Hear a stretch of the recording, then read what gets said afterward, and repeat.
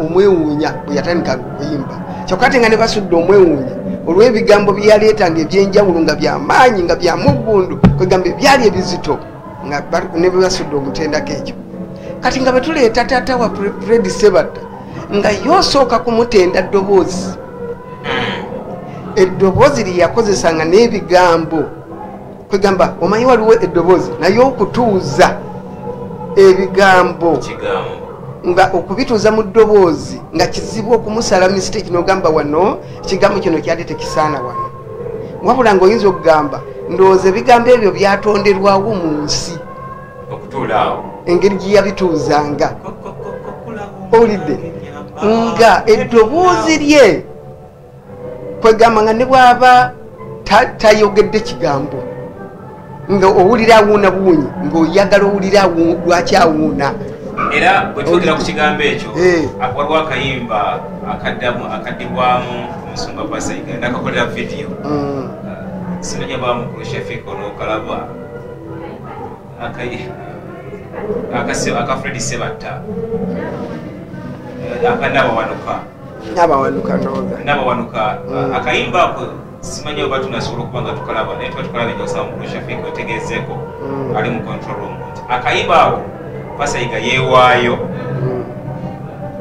nabawanuka akayimba kanabawanuka yeewaayo n'agamba nti kuba obulungi bw'oluyimba luno n'amakulu agaalimu kanduddemu ndukwatire vidiyo era vidiyo eyo n'agiteekamu ekigambo ABS TV ga officially